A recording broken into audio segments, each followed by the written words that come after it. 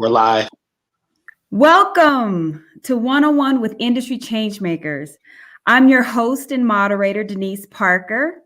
This series was created to enlighten young people on different career paths, allowing individuals to learn from the experts who are the trailblazers, taking their passions and turning them into purpose within their careers. I'm your host and moderator. Before I introduce today's honored guests, I'm excited about each interview series. We invite young people to join in our conversation from all over the country and conduct these interviews. I want to introduce our superstar student body panel, Miss Alina Hurtado. Go ahead and take off your hi. There she is. And Miss Femita Wright. There she is. Great. Ladies, can you tell us about yourselves? Introduce yourselves and tell the world about yourselves. So hi, everyone. My name's Alina, and I am here in Southern California. I'm also a community college student at Mount SAC, and I'm studying to become a registered nurse and hopefully praying to God that I can become a nurse practitioner. All right, of course. So hi, everyone. I am Femita Wright, and I currently reside in Atlanta, Georgia. I also attend Grayson High School, and I'm interested in attending the illustrious Spelman College in Georgia State. And I'm planning on majoring in pre-med, and I'm more than blessed to be with you all today. Awesome. To our superstar student body panel. Now it's time to introduce our honored guest, the illustrious Dr. Patrice Little, who is not only an entrepreneur, an educator, and a nurse practitioner. She has written a book. She is an author, and I'm super excited. Lovely to see you. Hello, Dr. Patrice Little. Welcome to our beautiful panel, 101 with Industry Changemakers. Thank you for joining us. Can you tell us about yourself? Well, I'm delighted that you ladies have me here just to really introduce this platform to everyone. So just to start off a bit, I am a family nurse practitioner, but above all, I'm a human just like everyone else. And one of the things that I wanted to emphasize throughout this interview is the fact that we all have something that's unique within all of us. And it's so important to tap into that as life unfolds. And for me, it just happened to be becoming a nurse practitioner. So I have been an NP for going on 8 years. And prior to that, I worked as a registered nurse. And prior to that, I taught high school for 3 years. So all of that, I believe, prepared me to be who I am today as someone who motivates and inspires those who are entering the profession. So that's it in a nutshell. Super excited. So now I'm going to have our beautiful panel just go ahead and start asking you some wonderful questions just to get to know you better. Go ahead, Alina. Hi, Dr. Little. So I wanted to ask you, where did your journey really begin? What was the starting point for you to become this incredible nurse practitioner and every other title that you carry? Okay, so Alina, let me tell you how it happened. Nothing in life really goes as planned. My first major was accounting. That was something that I was introduced in high school. And I said, oh my gosh, this is awesome. And I've always loved numbers. And as I started taking some of the core requirements, because biology just happened to be a core requirement for most college students, believe it or not, I discovered my passion for doing things with science, and my biology instructor said, I think you should pursue this path. I see something in you. So really, what happened is he pulled something out of me that I didn't realize that was there. I continued on that journey, but as I was getting ready to complete my degree, I said, I really liked the nurse practitioner on campus. I learned a lot about her when we had this outbreak of, I say pubic lice. So it was that.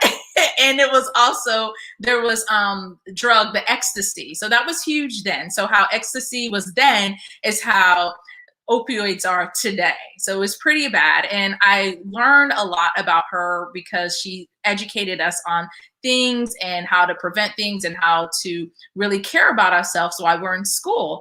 So I asked her if I could just shadow her for a while, and that opportunity turned into me having a work study where I started doing just basic things as in the upkeep of the clinic. And then that grew into me getting some vitals for my colleagues there on campus. And that really was the beginning of me learning how to run a clinic and how to establish relationships with patients. So that's how I was introduced to becoming a nurse practitioner.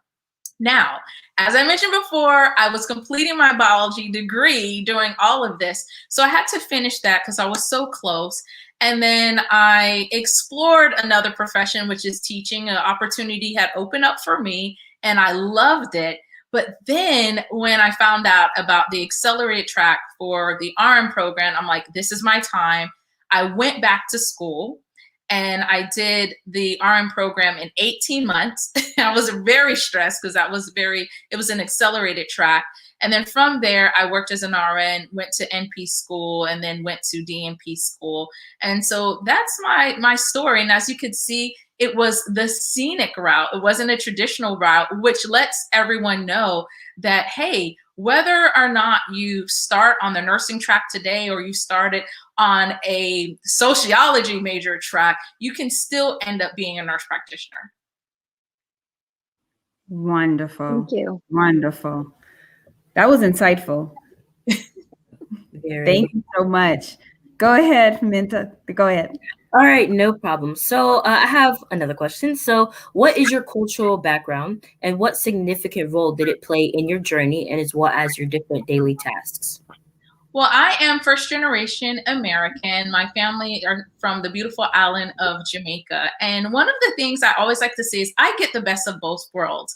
At home, I'm Jamaican, and out in the world, I'm acculturated with Americans. But the thing is, there's bonus in growing up here and also being exposed to another culture, West Indian culture.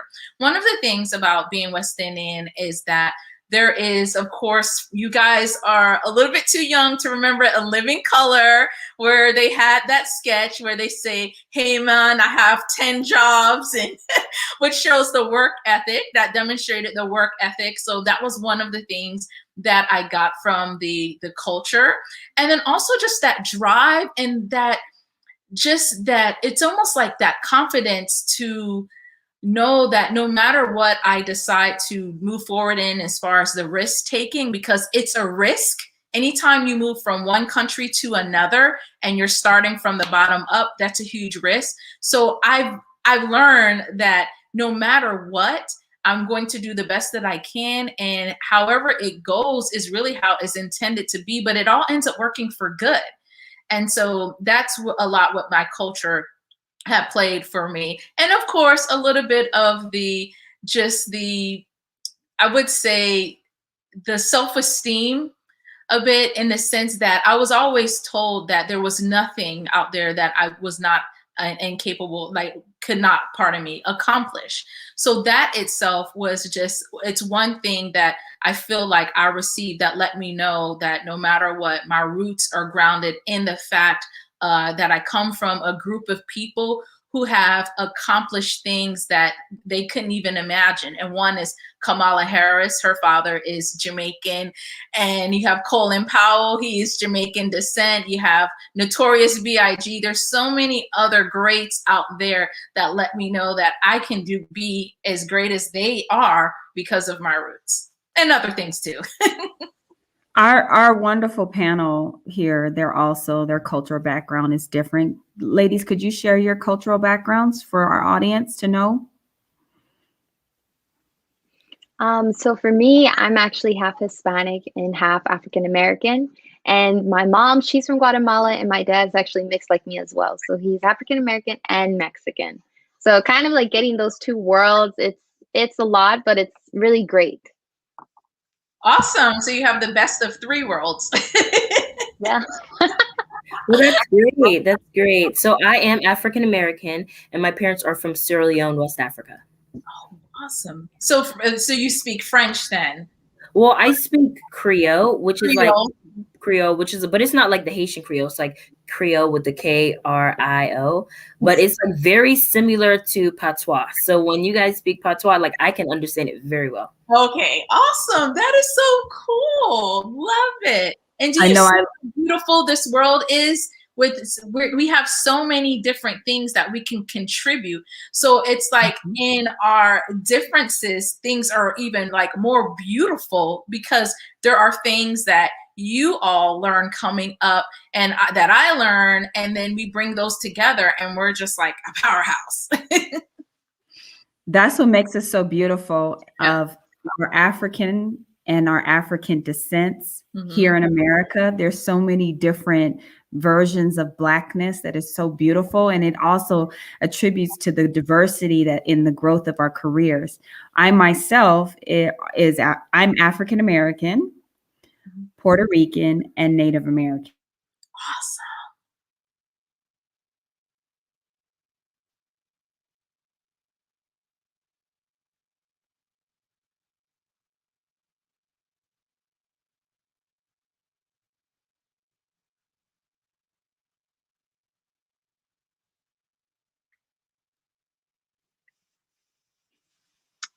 I think it might have froze. Um, Well, Alina let's and see. Famita, do you have any more questions that you have as far as the journey with me becoming a nurse practitioner or anything else as far as just getting past some of the challenges? Because I make it sound easy, but I promise you, there were some things that I had to really endure in order to get to where I am today. Yes. So Alina, I don't know. Do you want to go first? I actually did. So one of my questions too was, I know you mentioned, right, educational background. You did the accelerated nursing program. You were kind of shadowing. As far as like high school, elementary, that type of educational background, was it different from the one you entered, right? When you were becoming an adult, nursing, the sciences, the math, all that stuff. Um, how was it for you, like in high school when you were younger? Oh, wow. So it's so interesting that you say that because I really believe, remember how at the beginning of the interview, and I said, I really feel like some things that are naturally in us that it unfolds and let us know who we're really called and meant to be. So it was Yes. very early from in elementary school all the way up into high school that I've had this strong interest in science. So even at times where I was trying to go a different path, it still ended up finding me.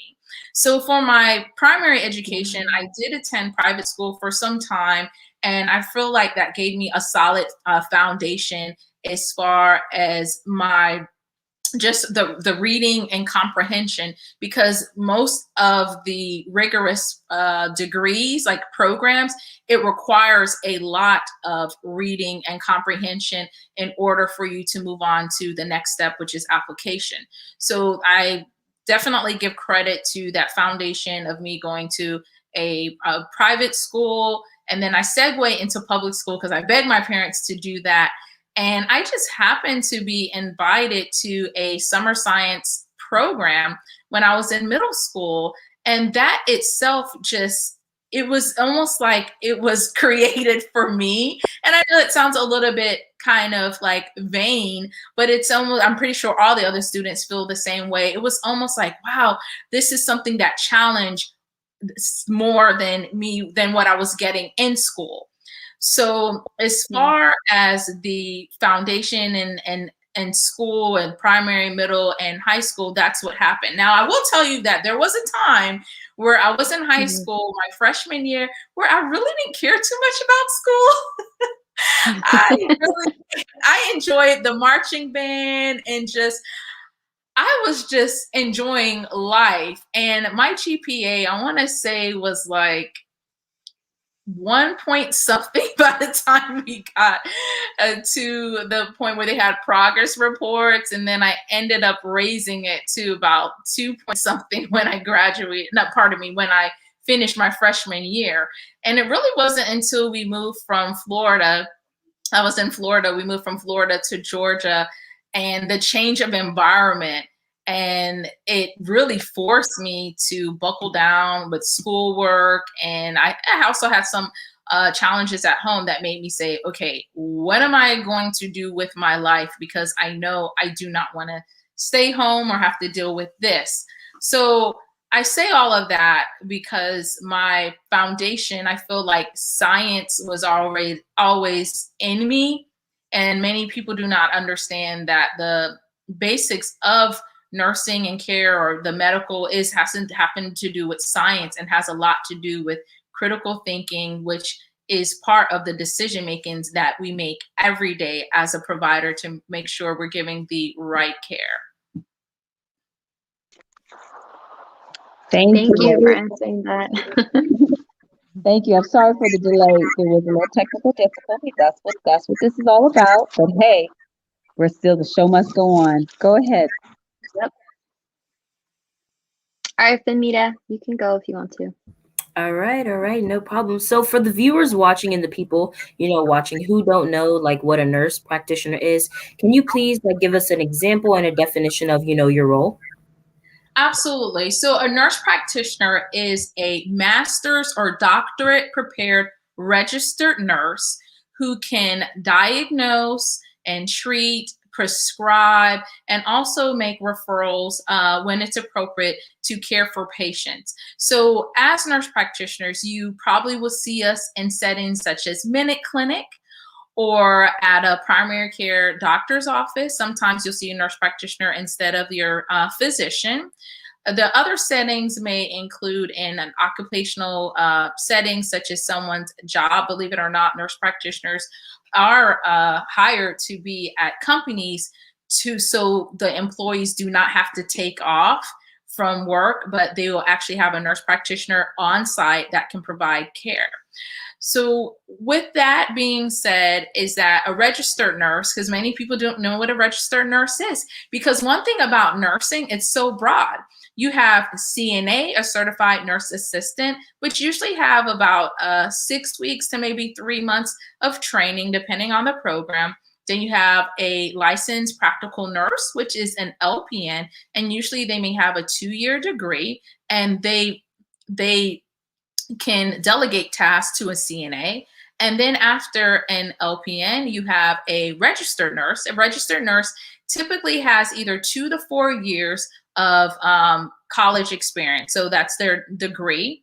And they can delegate tasks as far as some of the care to the LPN and CNA. And then above that, you have the nurse practitioner, who our role is very similar to that of a physician, but in most states it will be limited in the sense that we have to have a actual paper on file or a type of agreement with a physician in order for us to practice.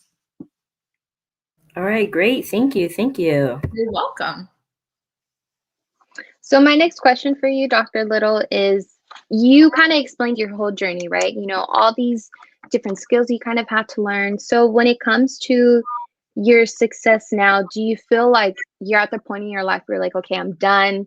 I've done everything I wanted to do. Or do you feel like, no, there's still a couple more things I want to get done?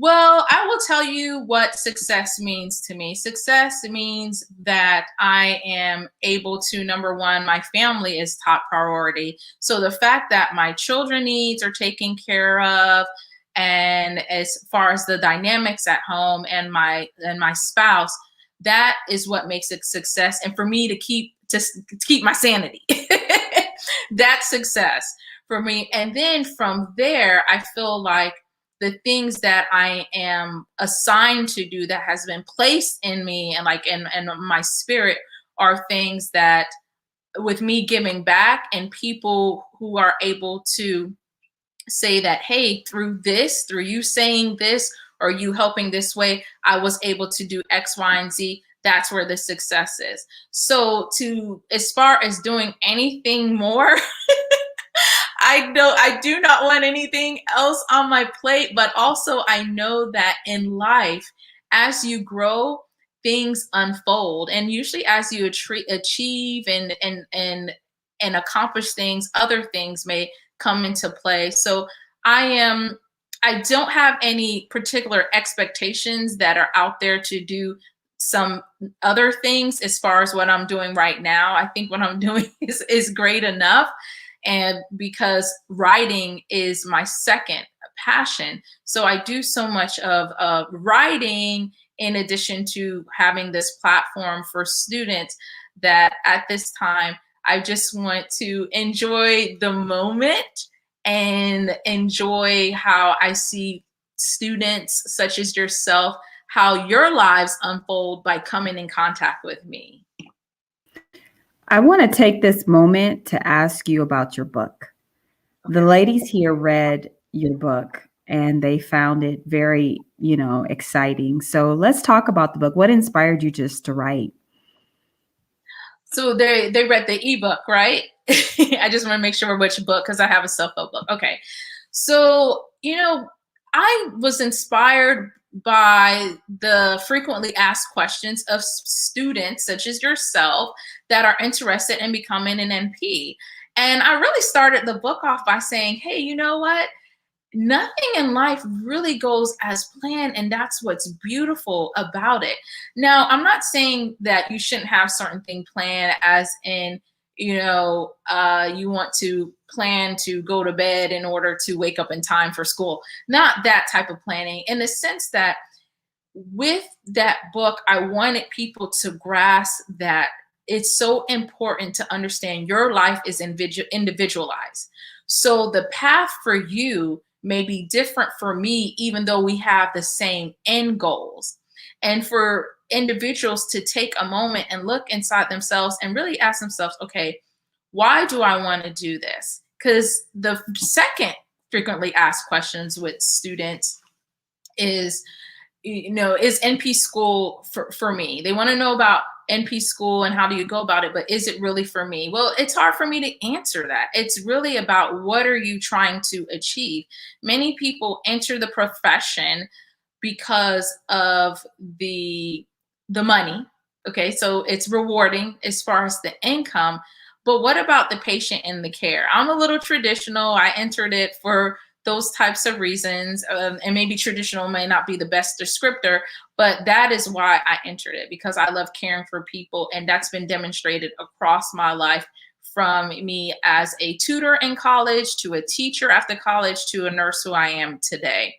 So I highlight that in the book as far as what my path was, just to let everyone know that, hey, your path may not be like adventurous as mine was, but you still have something that's unique about yourself. And then also to be open to the idea that, hey, maybe you becoming a nurse practitioner is not for you solely to work with the hands-on with the patients in the clinic. Maybe you'll be someone like me who empowers and enrich our future practitioners so they can be better positioned for the care that they're going to deliver, and as far as the other aspirations that they may have. What did you ladies think about her book, her ebook?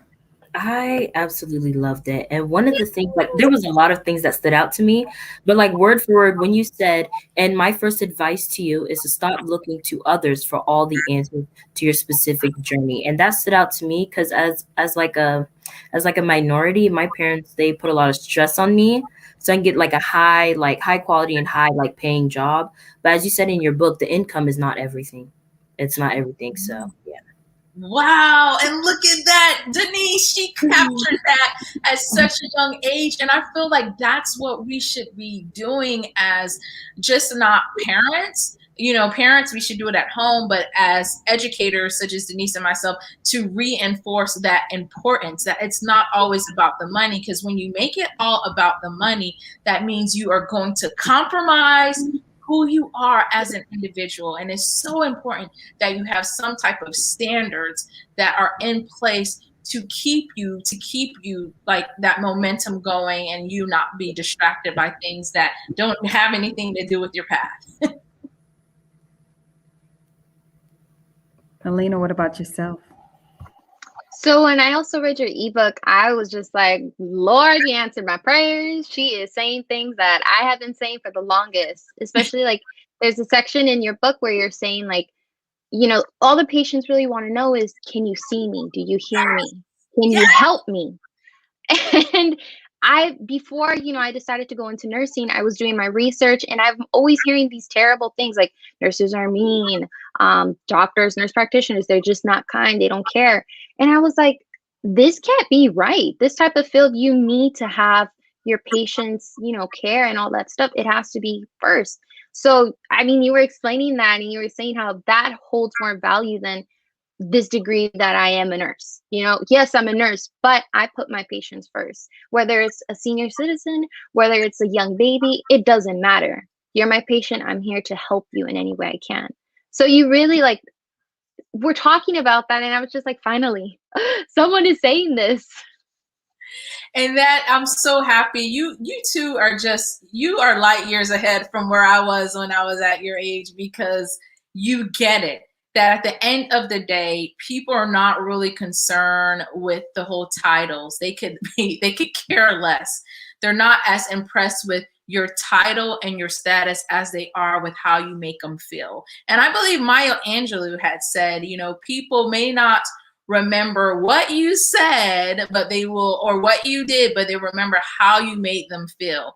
Now, sometimes that could be a little bit subjective because it has to deal with people's perception. And I wanted to say that to segue into the part of when it comes to any discipline, any profession, whether you are a teacher, an engineer, or a doctor, or a lawyer, or a nurse, you will have great people, and people have attitudes, and you have a hodgepodge of different types of personalities. But it's so important that you know who you are. And that's why my platform, NP Student, exists.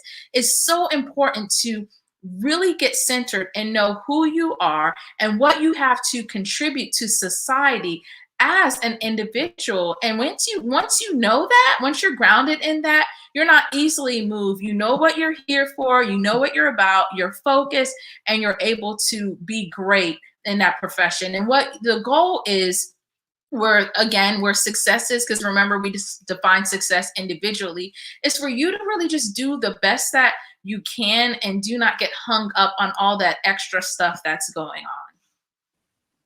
This leads to our next question. Who would like to ask the next question? I don't mind. Can I please ask the next question? Yes, go ahead.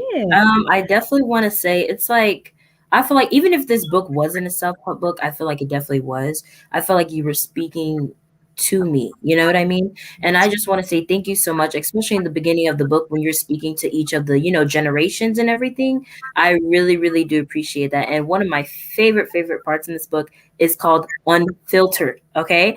And it basically talks about how like the social media, it influences us with like, our jobs and our career and stuff. And you ask us these questions like, did we do our research? Are you really pursuing the right track? And it really spoke to me. So I wanted to ask you, what was your purpose? What was your own purpose of writing these questions to the reader? My why is the fact that I do not want anyone to experience what I did. I mean, that's why most companies exist and why most people do what they do, right? They're like, this didn't feel good, this hurt, and I could not find the resources. So how about I create it? So that's really where everything came from. I realized that when it came to my life, when it came to the actual career as a nurse practitioner, and then me today as a businesswoman, I realized there wasn't really a blueprint out there to really go from the beginning to the end. And I call that the NP student life cycle. And you probably saw that in the book. It's about how do you get to the next step from the time you say, hey, I think I want to be an NP, all the way to I'm getting ready to graduate and what's the next step. So I wanted to just have something out there it's a blueprint, but remember, blueprints are used practically. As I mentioned in the book, it's not something that you have to follow, but at least you have something to pattern after. Most people are likely to move forward as far as completion with a particular goal when there's a particular roadmap, or blueprint that they follow. Very powerful about the blueprint. Alina, would you like to ask the next question? Yes. So I understand that we all go through barriers in our life. There's obstacles, there's challenges. And for you, Dr. Little, what kind of barriers did you face getting into this field? And this could be educational barriers, racial barriers, family barriers, emotional barriers. But what were some of those challenges that you had when you were getting into this field? Well, let's just start off with saying I had all those barriers. So I had the family barriers, the racial barriers, and then my own mental health. I'm very transparent about that. So I want to start off by saying as far as my backstory, is that I experienced some dysfunction in my home. I had some great influences as far as coming up, but I also had some challenges. It's particularly dealing with abuse from my dad. He was very volatile. And that impacted me as far as how I went about coping things. I didn't have the best coping mechanism with things. So to this day, I'm still shocked. I've accomplished these things because I'm like, how was I able to focus, quite frankly? And so with that, I decided to, I believe at school they did some type of on a mental health awareness day, and May just happens to be Mental Health Awareness Month. They were doing some surveys just to see how we were doing mentally as college students. Took the survey and it said that I was depressed, and I was like, how can I be depressed? And my friends were like, wait a minute, you're like the life of the party, you're always happy, and how could I be depressed? Well, they didn't know that I had my own secret was going on, is that I was recovering from some of the issues I dealt with at home. And I decided to get some help. And the help that I got really is what taught me how to cope with different challenges. And I'm telling you that it wasn't an overnight thing. It took years and years for me to get to where I am, so I could be in a clearer space, so I could be a better service to the people that I serve. So that's one barrier. The other barrier was I did experience some racial barriers in school, being that usually when you, as a minority, not too many of us are aware about what nurse practitioners are. As I mentioned, I didn't find out about it until I got to college. Okay, that's when I learned what nurse practitioners were. With my family, with our culture, we're told you're going to be either a doctor, a lawyer, or an engineer. Those three things, that's it. So learning about what a nurse practitioner was, I was like, this is amazing. Well, nursing school itself, to this day, my nursing school in South Georgia does not have one minority. And when I say minority, I'm talking about Asian, Spanish speaking, Black. They do, or East Indian from India, they do not have one minority to this day. This is 2021, right? So you can imagine if they still have their system, that structure like that, you can imagine some of the things that we experience as students. And that's all I want to say about that. With that, there were some challenges. I got through those challenges, because one thing about those barriers, you remember how I mentioned about perception? It's all about how you really want to go against some of those things. Like, those exist, but sometimes we create those barriers. Like, those things are there, but there's also a way to get past that barrier. And that's why my platform exists. That's where you really think about those questions. You ask yourself questions. How can I get past this to get to my goal? Because no matter what you do in life, there will be some type of barrier or challenge. And oftentimes that barrier and challenge is in the mind. Because even with me getting this platform jump started, it was in the mind. It wasn't until I was strengthened in the mind, because the mind, I feel like with your thinking is a muscle, where I was able to see the outcomes that I wanted. So it's so important for us not to get too hung up. I'm not saying that those things do not exist. Does depression exist? Like mental health conditions? Yes, they exist. But how do we get past that barrier? We seek help. And that's what my platform does. We help people identify their resources. And of course, there's barriers as far as the systemic racism and what their structures are. But how do we get past those barriers? We decide, hey, if we're not getting the help that we need in school, you hire a tutor. believe it or not, that it's a supplemental instructions. That is something that's complementary to students. So learn about your resource. Take that extra oomph and learn about the resources. And I'm saying a lot because this is one thing particular that I'm passionate about, is how do you get to achieving your goals despite the fact that there's challenges in life? The first thing you do is you accept the fact that there is a way, and you decide that you will not let it get to you mentally for you to achieve your goals. All right, that's beautiful. Thank you for that inspirational mental health encouragement and break also. I think it's important that we talk about mental health, and that because high school students have different experience from college students, have different experience from business professionals. There's different mental health challenges that you're going to overcome each stage of your life, especially after you become a wife and a mother. Those are exceptional challenges, and having a career. As you know, Dr. Little and I are both parents, both, wives, and it's a challenge just to do it all, but we can. It's part of our makeup as women. Mm-hmm. And we want to encourage you on this platform, our two young ladies here who have their whole lives ahead of them, to not put themselves in a box and to take those mental health breaks.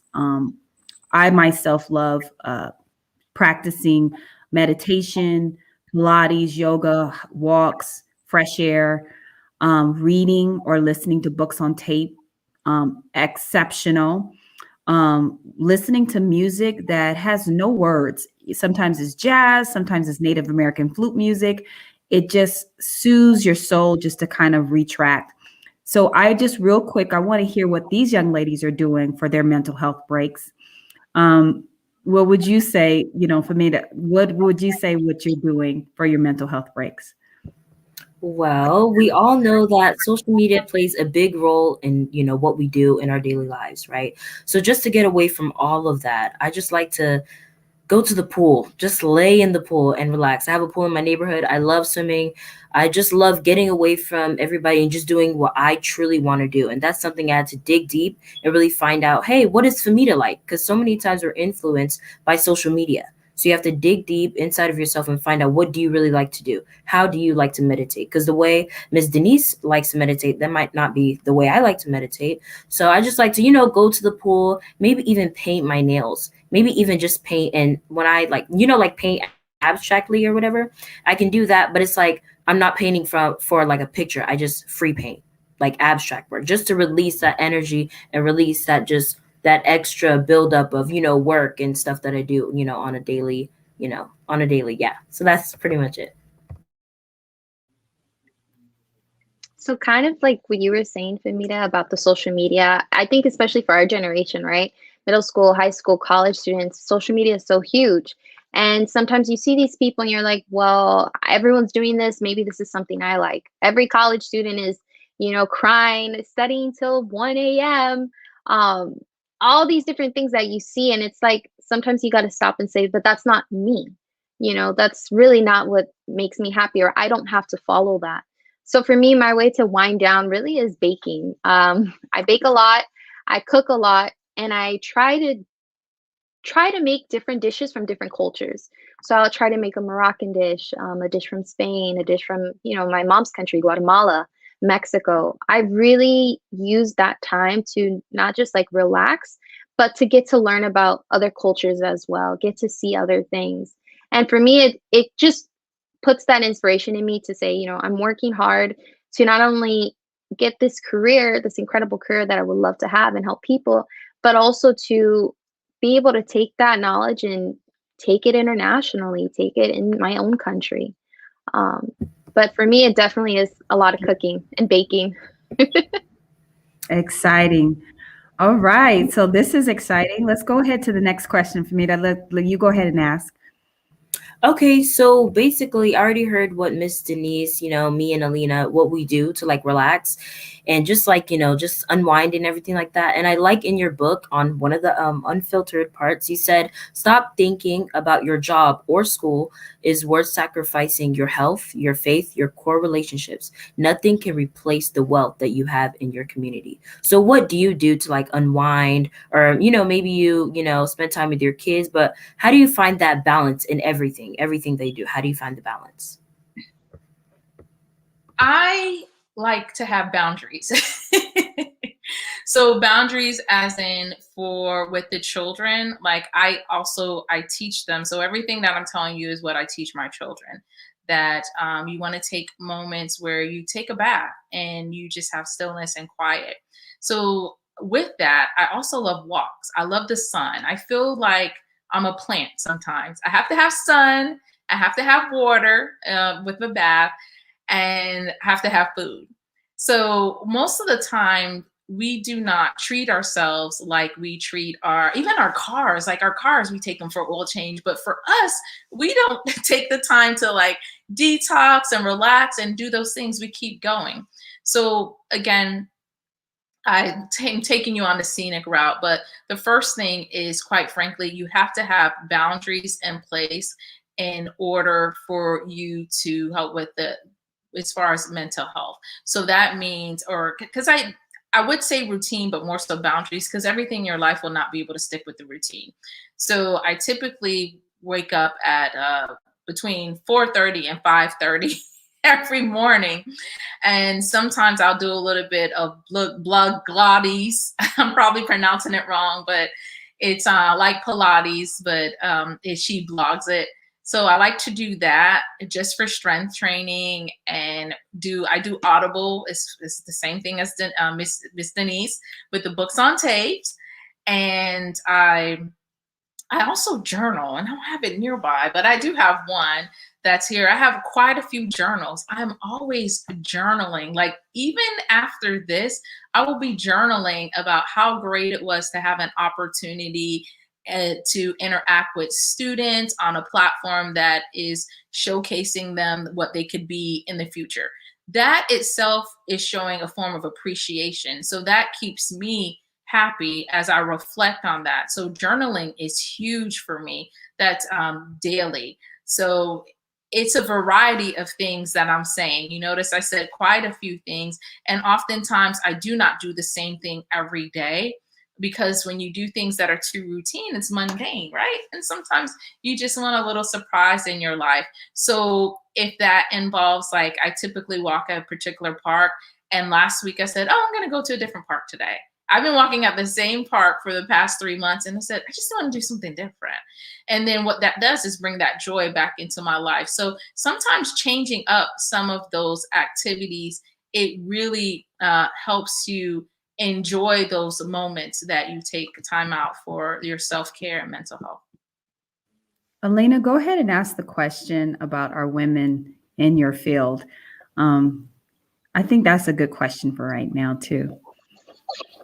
So, who are like the change makers in your industry, and any influencers or people who have mentored you? Absolutely. So Dr. Charmaine Lawson is also a nurse practitioner. I don't know if you all are familiar with her, but she is an author as well. She has the Nola the Nurse book series. She also came out with the, I believe it was the MP Facts on Alexa, which is pretty cool. And I'm trying to think, she's done so many amazing things, but what makes her stand out the most to me is that if you speak with her one-on-one, she's very down to earth. And remember how I mentioned that at the end of the day, people just want to know, do you hear me, see me, can I have a conversation with you? So above all, it's not the stuff that she fully accomplished or produced, but is the fact that she's remained grounded while she did all that is what I admire the most. What about males in your field? How often do you see male nurse practitioners? Wow. I'm trying to think if I know. I probably know maybe one or two male nurse practitioners. Hmm, just a couple, and not too much too influenced by them. And that's just for me, but that doesn't mean they haven't been impactful for someone else. So but they do exist. I will tell you that we do. Nurse practitioners, just nursing in general is a predominantly or female dominated profession. Um, Mhm. and and most of the males, it's almost sometimes by default, they segue into executive roles. So oftentimes when they come into the profession, they're working on the floor, but they move up the ladder a little bit sooner. So that is something that we could always research and talk about on another day. Like, how does that, well, why is it that way? But we know that generally that males are more encouraged to be placed in executive roles than the females. So they are male nurse practitioners and nurses and certified registered nurses, certified registered nurse anesthetists, which are nurse anesthesia. So, but they end up in different types of roles. That's amazing. That's amazing, because when I do go to the hospital, I do see men in scrubs who are not doctors, and I always wondered what their role was. I don't know if they were a nurse or nurse practitioner or orderly or just an assistant. But there are so many different roles that you can have in healthcare and in the medical field that we tend to overglance the impact that the healthcare professionals have.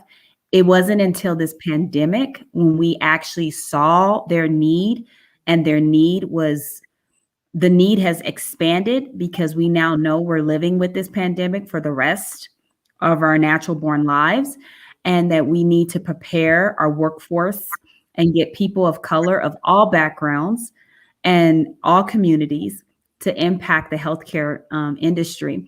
And yes, this is an opportunity for males to step up and to be assisting the doctors in the nurse practitioner field. So I do want to ask you, Dr. Little, what kind of advice could you give to those young little boys, little girls, so that they can have some inspiration? I don't know if any of you all are familiar with, there's a movie with Ben Stiller that's called Meet the Parents. And the father, there's a scene in there where the father used to make so much fun of the main character because he was a nurse. So oftentimes people are, or men, I should say, are hesitant to go into those roles because of they feel like they'll be made fun of. But that's not necessarily so. Not today, where we understand the importance of having diversity, not just diversity of race, but also diversity of genders in different roles. And that is just so important that the men who decide to pursue those careers are embraced. I'm really huge about that, because the simple fact that at the end of the day, it's really about how they want to care for a particular patient, and they may have been inspired by another nurse. So that's my word of wisdom for the men, that if it's something that's interests you, I will, above all, I encourage all students, if you're interested in something, try to see if you could get into some volunteer opportunity or shadowing opportunity, so you can learn more about the ins and outs, because that's how you really get the grasp of it. So that's for the men. For the young women, one of the things is, as women, we often, because I'm a bit traditional when it comes to women roles, in the sense as far as trying to be and engage in raising your children while you do that. Just be mindful that as you pursue your career, and Famita had mentioned that as an excerpt from the book, that you do not want to be so into pursuing the career that you miss out on just some of the womanhood things for those who are interested in having children. Everyone's not interested. So if you're not interested, this is not applicable to you.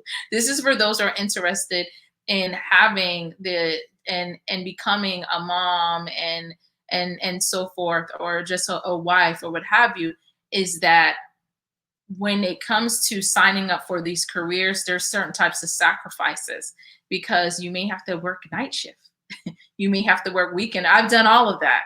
I've worked night shift, and I'm telling you, night shift will age you pretty quickly. That's a sidebar. So if you can get out of night shift, get out of it, because the body is not intended to stay up all night, even though night shifters have to exist because the hospital never closes. So just be mindful of the ins and out of any discipline, not just the medical field, before you decide to take on that journey.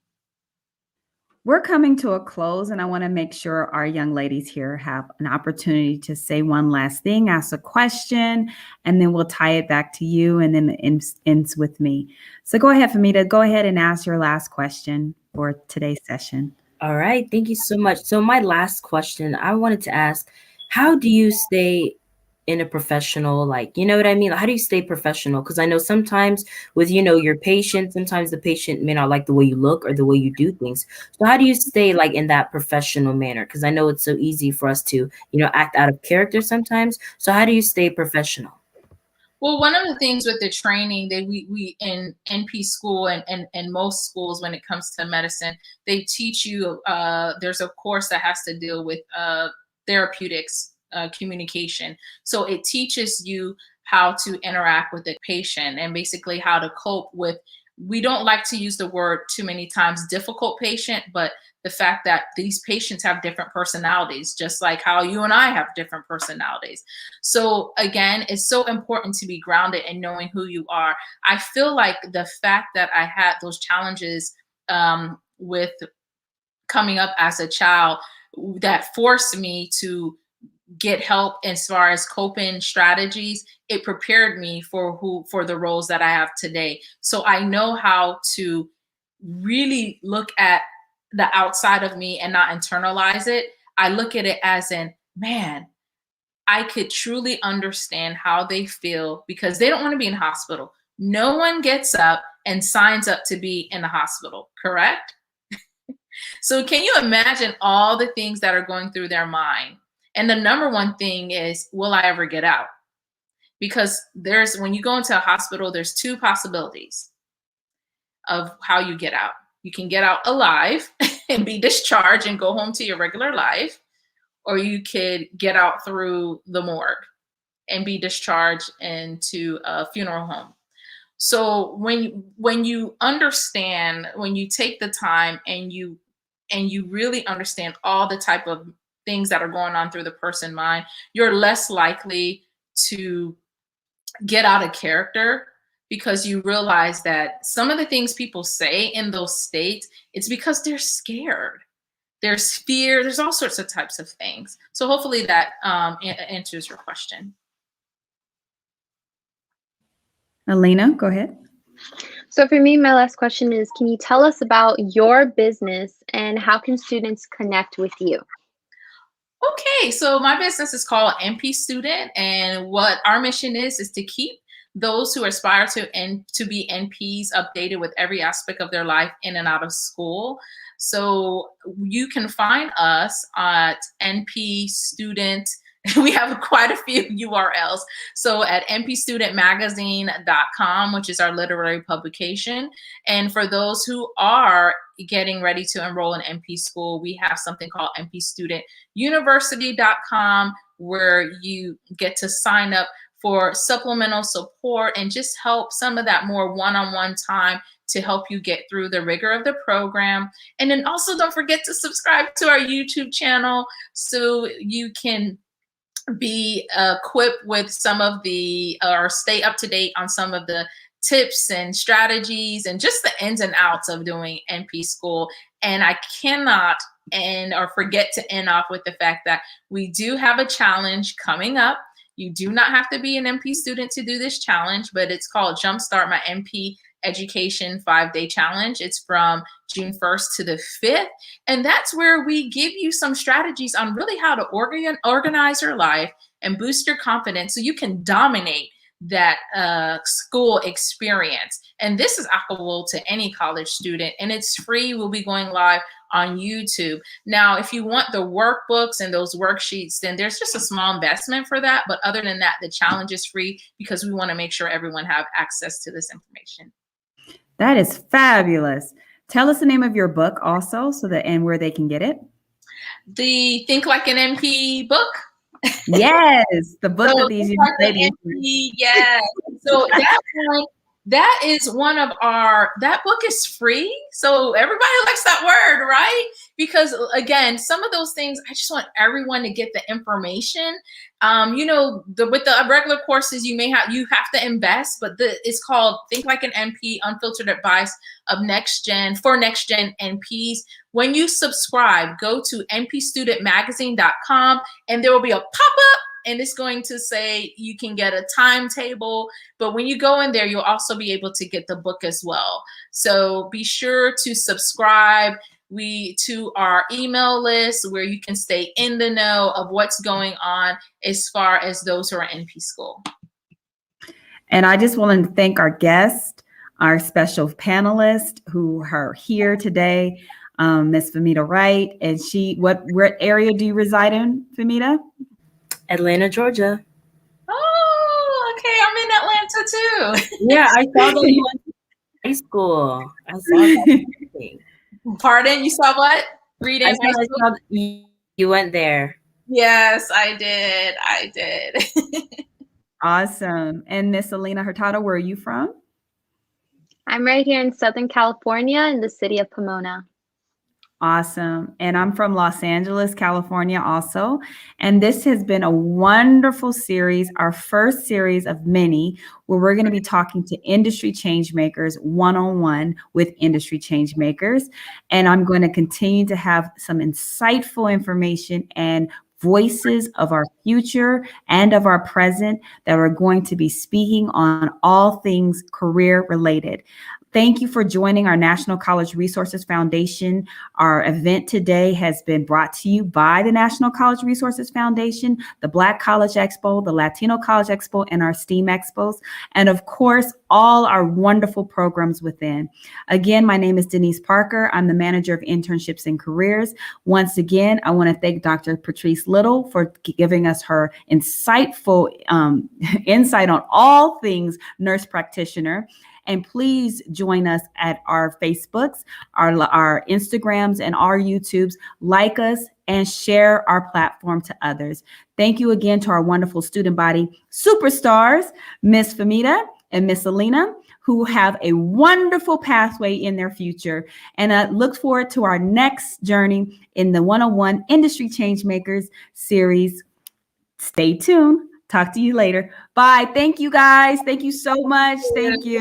Thank you. Bye. Thank you. Denise.